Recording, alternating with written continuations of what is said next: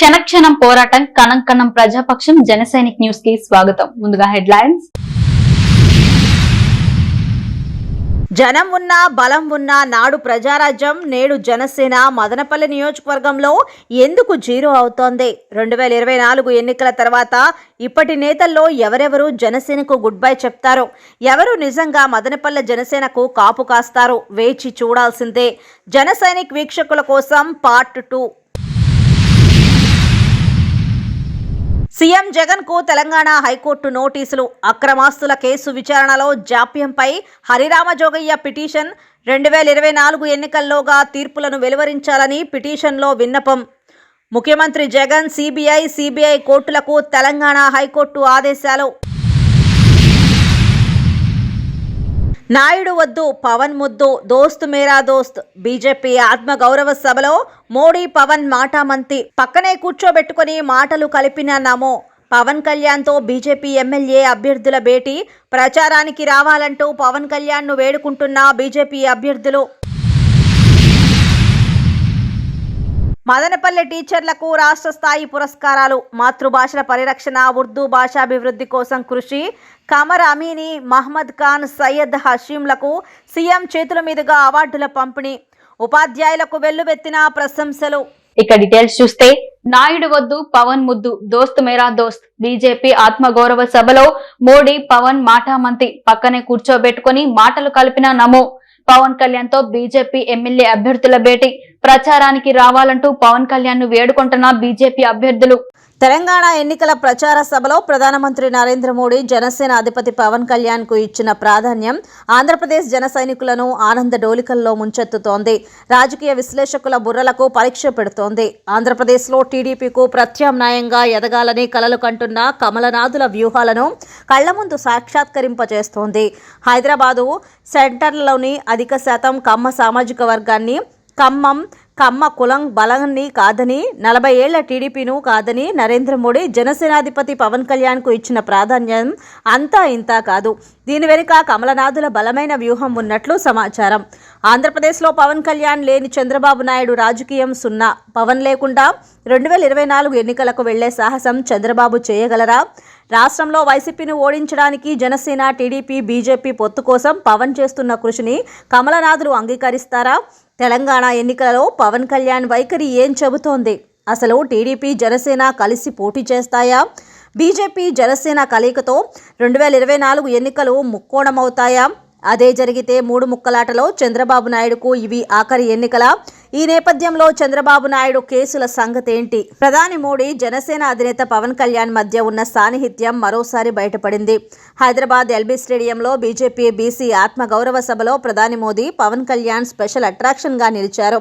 పవన్ ను ప్రధాని మోదీ ఆప్యాయంగా పలకరించారు. ఇద్దరు పక్కపక్కనే కూర్చున్నారు, నవ్వులు చిందించారు. హైదరాబాద్ ఎల్బీ స్టేడియంలో మంగళవారం బీజేపీ నిర్వహించిన బీసీ ఆత్మగౌరవ సభలో పలు ఆసక్తికర దృశ్యాలు చోటు చేసుకున్నాయి. సభ ఆసంతం పవన్ కళ్యాణ్ మోడీ పక్కనే కనిపించారు. పవన్ కళ్యాణ్ కు మోడీ ఇచ్చిన ప్రాముఖ్యత బీజేపీ శ్రేణుల్లో చర్చనీయాంశంగా మారింది. పవన్ కు ప్రధాని మోడీ నమస్కారం చేయటం.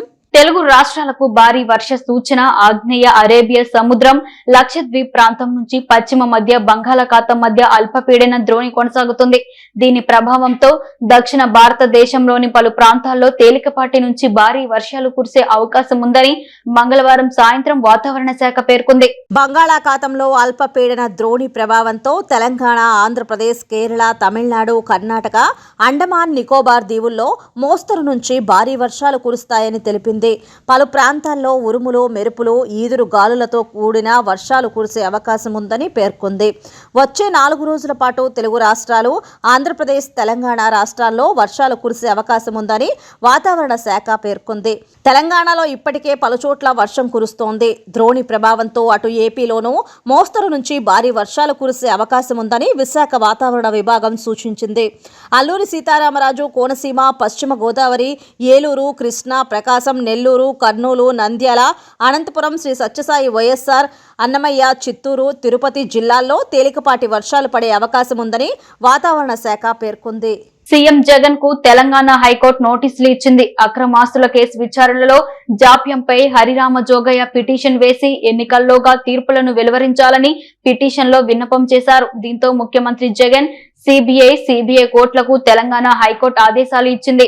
ఏపీ ముఖ్యమంత్రి జగన్ కు తెలంగాణ హైకోర్టు నోటీసులు జారీ చేసింది. జగన్ అక్రమాస్తుల కేసు విచారణలో తీవ్ర జాప్యం జరుగుతోందంటూ మాజీ ఎంపీ హరిరామ జోగయ్య పిటిషన్ వేశారు. ఎన్నికలు జరిగే లోపల ఈ కేసులపై తీర్పులను వెలువరించాలని పిటిషన్లో ఆయన కోరారు. అయితే ఆయన పిటిషన్ను పిల్గా స్వీకరించేందుకు హైకోర్టు రిజిస్ట్రీ కొంత అభ్యంతరం తెలిపింది. ఈ అభ్యంతరాలపై హైకోర్టులో సుదీర్ఘ వాదనలు కొనసాగాయి. Justice Alok Aradhe, justice N V Sravan Kumar పిటిషన్ను విచారించారు. వాదనల అనంతరం పిటిషన్ను పిల్గా మార్చేందుకు హైకోర్టు ధర్మాసనం అంగీకరించింది. పిల్గా మార్చాలని రిజిస్ట్రీని ఆదేశించింది. ముఖ్యమంత్రి జగన్ సిబిఐ కోర్టులకు నోటీసులు జారీ చేసింది. తదుపరి విచారణలో హైకోర్టు ఎలాంటి నిర్ణయం తీసుకోబోతోంది, సిబిఐ కోర్టుకు ఎలాంటి ఆదేశాలు ఇవ్వబోతోంది అనే విషయం ఉత్కంఠగా మారింది. భూ వివాదంతో కుటుంబంపై దాడి జరగగా 6గురికి తీవ్ర గాయాలయ్యాయి. భూ వివాద గొడవల్లో భాగంగా కొందరు వ్యక్తులు మారణాయుధాలతో ఓ కుటుంబంపై దాడి చేశారు. ఇందులో 6గురు తీవ్రంగా గాయపడ్డారు. ఈ సంఘటన మంగళవారం రాత్రి కురబలకోట మండలం పరిధిలో వెలుగు చూసింది.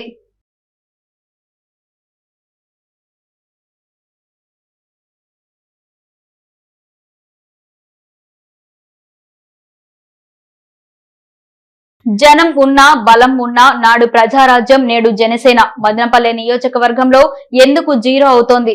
2024 ఎన్నికల తర్వాత ఇప్పటి నేతల్లో ఎవరెవరు జనసేనకు గుడ్ బై చెప్తారు? ఎవరు నిజంగా మదనపల్లె జనసేనకు కాపు కాస్తారు? వేచి చూడాల్సిందే. జనసైనిక్ వీక్షకుల కోసం పార్ట్ 2. మదనపల్లి నియోజకవర్గానికి సంబంధించి నాడు ప్రజారాజ్యంలో కానీ ఇప్పుడు జనసేనలో కానీ నిజాయితీ నిబద్ధత నేతలకు చోటు లేదా? క్షేత్రస్థాయిలో తమ రక్తాన్ని చెమటగా చేసి కష్టపడే నేతలను అధిష్టానం గుర్తించకపోవడం వెనుక ఉన్న కుట్రలేమిటి? ప్రజారాజ్యంలో హచ్ కుమార్ సేవలను ఆలస్యంగా గ్రహించిన మెగాస్టార్ చిరంజీవి ఆనక ఎంతగానో బాధపడ్డారు. హచ్ కుమార్ భవానీ రెసిడెన్సీను చిరంజీవి మదనపల్లెకు స్వయంగా వచ్చి ప్రారంభోత్సవం చేశారు. హచ్ కుమార్ చనిపోయేంత వరకు చిరంజీవి ఆయన్ను సోదరునిగా భావించారు. కానీ ప్రజారాజ్యానికి హచ్ కుమార్కు అప్పటికే పూడ్చుకోలేనంత నష్టం జరిగిపోయింది. జనం ఉన్నా బలం ఉన్నా నాడు మదనపల్లి నియోజకవర్గంలో ప్రజారాజ్యం ఎన్నికల తర్వాత జీరోగానే మిగిలిపోయింది. నేడు జనసేన పరిస్థితి రామారావి అదే విధంగా ఉంది. 2009లో మెగాస్టార్ చిరంజీవి ప్రజారాజ్యం పార్టీకి 30,000 పైచిలుకు ఓట్లు మదనపల్లిలో పోలయ్యాయి. 2019లో జనసేనకు 15,000 కంటే తక్కువ ఓట్లు పోలయ్యాయి. అంటే గతంలోని ప్రజారాజ్యంతో పోలిస్తే జనసేన బలం నియోజకవర్గంలో సగానికి సగం తగ్గిపోయింది. 2009 నుంచి నియోజకవర్గంలో ఎమ్మెల్యే టికెట్కు ఆశపడి ప్రజారాజ్యంలో పోరు చేసిన హచ్ కుమార్కు చిన్న వాసుదేవరెడ్డి రూపంలో చెక్ పడిపోయింది. ఆనక హచ్ కుమార్ వైసీపీలో తమ అదృష్టాన్ని పరీక్షించుకునే ప్రయత్నం చేసిన హచ్ కుమార్కు అక్కడ చుక్కెదురైపోయింది. చివరగా 2019లో జనసేనలో ఎమ్మెల్యే టికెట్ కోసం తీవ్ర ప్రయత్నాలు చేసిన హచ్ కుమార్ ఆశలు నిరాశ అయిపోయాయి. టీడీపీలోంచి జనసేనలోకి జంప్ అయిన గంగారపు రామదాస్ చౌదరి సతీమణి జి స్వాతికు జనసేన ఎమ్మెల్యే టికెట్ దక్కింది. పాపం హచ్ కుమార్ ఆయన ఎమ్మెల్యే కావటం అటుంచితే ఒక సామాన్యుడు ఎమ్మెల్యేగా ఎందుకు పోటీ చేయకూడదనే తలంపుతో హచ్ కుమార్ చేసిన ప్రయత్నాలు ప్రతిసారి నీటి మూటలైపోయాయి. ఇండిపెండెంట్గానైనా తలపడదామని తలస్తే అయినోళ్లు కానోళ్లు హచ్ కుమార్ ముందరి కాళ్లకు బంధనాలు బిగించేశారు. హచ్ కుమార్ తన రాజకీయ జీవితంలో బోలెడంత డబ్బు ఖర్చు పెట్టుకున్నారు. ప్రజారాజ్యం జనసేన కోసం కఠోరంగా శ్రమించారు. నాడు చిరంజీవి కోసం శ్రీవారి కాలినడక బాటలో మోకాళ్ల మీద నడుస్తూ కొండెక్కారు. జనసేన కోసం జన సైనికుల కోసం డబ్బు శ్రమ పెట్టారు. ఎంతో ప్రయాసపడిన హచ్ కుమార్కు ప్రజారాజ్యం జనసేన శాపాలుగా మారి రాజకీయ వ్యక్తిగత జీవితాన్ని కాటేశాయి. కనీసం ఎన్నికలలో పోటీ చేయకుండానే హచ్ కుమార్ కన్నుమూశారు. నియోజకవర్గం ఆ సామాన్యుడి రాజకీయ పోరును చూడలేకపోయింది. జగనన్న ఆరోగ్య సురక్ష కేంద్రాలను ప్రజలు సద్వినియోగం చేసుకోవాలంటూ ఎమ్మెల్యే నవాజ్ బాషా పేర్కొన్నారు. బుధవారం స్థానిక జెడ్పీ హైస్కూల్ మైదానంలో జగనన్న ఆరోగ్య సురక్ష కేంద్రాల ముగింపు కార్యక్రమాన్ని నిర్వహించారు. ముఖ్య అతిథిగా విచ్చేసిన ఎమ్మెల్యే వైకాపా ప్రభుత్వం చేపట్టిన అనేక సంక్షేమ సామాజిక కార్యక్రమాల గురించి సుదీర్ఘ ఉపన్యాసం ఇచ్చారు. సందర్భంగా ఎమ్మెల్యే మాట్లాడుతూ ప్రభుత్వం వైద్యానికి పెద్దపీట వేసిందన్నారు. ఇందులో భాగంగా పట్టణ గ్రామాల్లో ఆరోగ్య సురక్ష కేంద్రాలను ఏర్పాటు చేసినట్లు వివరించారు. ప్రజలకు అన్ని వసతులతో కూడిన మెరుగైన వైద్యం అందించాలనే ముఖ్య ఉద్దేశంతో సీఎం జగన్మోహన్ రెడ్డి ఆరోగ్య కేంద్రాల ఏర్పాటుకు శ్రీకారం చుట్టారన్నారు. కేంద్రాల్లో డాక్టర్లు, వైద్య సిబ్బంది, మందులు అందుబాటులో ఉన్నట్లు చెప్పారు. ఈ సేవలను ప్రజలు సద్వినియోగం చేసుకోవాలన్నారు. అర్హులైన వారంతా ప్రభుత్వ పథకాలను సద్వినియోగం చేసుకుని లబ్ధి పొందాలంటూ ఎమ్మెల్యే పిలుపునిచ్చారు. ఆర్డీఓ మురళి మాట్లాడుతూ జగనన్న ఆరోగ్య సురక్షా కేంద్రాలను పగడ్బందీగా నిర్వహిస్తున్నట్లు చెప్పారు. కేంద్రాల్లో వైద్య సిబ్బంది అందుబాటులో ఉండి ప్రజలకు మెరుగైన సేవలు అందించాలని సూచించారు. అనంతరం అంగన్వాడీ వైద్య సిబ్బంది ఏర్పాటు చేసిన ఫుడ్ స్టాల్స్ ను పరిశీలించారు. ముఖ్యంగా విద్యార్థులు ప్రదర్శించిన నాటిక నృత్యాలు సభికులను ఆకట్టుకున్నాయి. ఈ కార్యక్రమంలో వైసీపీ మహిళా సీనియర్ నేత G Shamim Aslam, DSP Keshappa, municipal commissioner Pramila, vice chairman Jinka Venkata Chalapathi, కౌన్సిలర్లు, ఆయా శాఖల అధికారులు, సిబ్బంది తదితరులు పాల్గొన్నారు. డిప్యూటీ డిఎంహెచ్ఓ లక్ష్మీ మేడం గారికి, పిహెచ్సి సెంటర్ స్టాఫ్ డాక్టర్లకు, స్టాఫ్లకు, ఏఎన్ఎంలకు, ఆశా వర్కర్లకు, ముఖ్యంగా నాతో పాటు ఏదైతే మదనపల్లి నియోజకవర్గ వైఎస్ఆర్ కాంగ్రెస్ పార్టీ కుటుంబ సభ్యులందరూ కూడా నా ముందు నక్కలు చెల్లెమ్మలకు పేరు పైన హృదయపూర్వకంగా ధన్యవాదాలు. రోజు పథకాలు అందుతున్నాయి. పథకాలు అందుతుంటే వేస్తున్నది జగనన్న అయితే అపోజిషన్ వాళ్ళు కుళ్ళుకుంటున్నారు. కడపలో ఉక్కు పరిశ్రమను ఏర్పాటు చేయాలి, విశాఖ ఉక్కు పరిశ్రమ ప్రైవేటీకరణ ఆపాలి అంటూ బుధవారం రాష్ట్ర వ్యాప్తంగా విద్యార్థి యోజన సంఘాల ఆధ్వర్యంలో కేజీ టు పీజీ వరకు బంద్ ను నిర్వహించే భాగంలో నేడు మదనపల్లెలో ఐఎస్ఎఫ్, ఎస్ఎఫ్ఐ ఆధ్వర్యంలో బంద్ ను విజయవంతం చేయడం జరిగింది.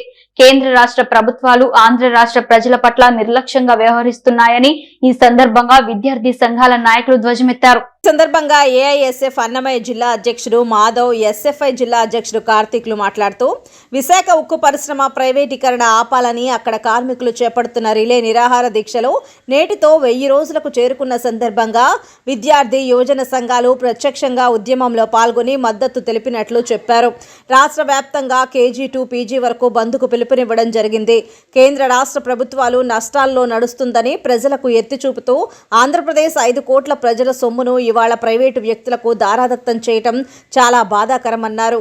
అదేవిధంగా వెనుకబడిన రాయలసీమ జిల్లాల్లో పరిశ్రమ ఉంటే 1000 మంది నిరుద్యోగులకు ఉద్యోగ అవకాశాలు కల్పిస్తామని చెప్పి ఆనాడు వైఎస్ రాజశేఖర రెడ్డి అధికారంలో ఉన్నప్పుడు శంకుస్థాపన చేయడం జరిగింది. అలాగే గతంలో ముఖ్యమంత్రిగా ఉన్నటువంటి చంద్రబాబు నాయుడు కూడా ఆ యొక్క కర్మాగారానికి శంకుస్థాపన చేశారు. అలాగే ప్రస్తుతం అధికారంలో ఉన్నటువంటి జగన్మోహన్ రెడ్డి కూడా ఇప్పటికీ 2 సార్లు శంకుస్థాపన చేశారు. అంటే తరాలు మారుతున్నా, ముఖ్యమంత్రి మారుతున్నా, ఎన్నిసార్లు శంకుస్థాపన చేసినా ఇప్పటి వరకు ఏ ఒక్క ముఖ్యమంత్రి కూడా కడప ఉక్కు కర్మాగార ఏర్పాటుకు చిత్తశుద్ధితో పనిచేయలేదని ఆరోపించారు.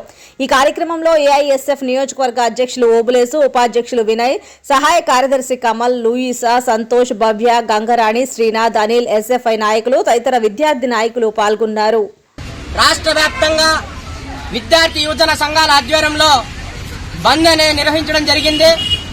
ఈ యొక్క బంద్ ముఖ్య ఉద్దేశం ఏమంటే రాష్ట్ర వ్యాప్తంగా విద్యార్థులు వాళ్ళ యొక్క చదువును పూర్తి చేసుకుని రాష్ట్రంలో సంవత్సరానికి 30 నుంచి 40 వేల మంది విద్యార్థులు చదువును పూర్తి చేసుకుని బయటకు వస్తున్న సందర్భంలో ఉద్యోగ అవకాశాలు పూర్తిగా లేకుండా పోయాయి. కాబట్టి రాష్ట్ర కేంద్ర ప్రభుత్వాలు విద్యార్థుల పట్ల అవలంబిస్తున్నటువంటి ప్రభుత్వాలు ఇవాళ చాలా దీనంగా ఉన్నటువంటి పరిస్థితి. ఇవాళ అనేక మంది విద్యార్థులు బలిదానాల సందర్భంగానే విశాఖ ఉక్కు స్టీల్ ప్లాంట్ ని ఆనాడు విశాఖ ఉక్కు ఆంధ్రుల హక్కు అనే నినాదంతో అనేక మంది విద్యార్థులు వాళ్ళ యొక్క ప్రాణాల త్యాగాల వల్లనే ఆ రోజు విశాఖ ఉక్కును ఏర్పాటు చేసుకోవడం జరిగింది.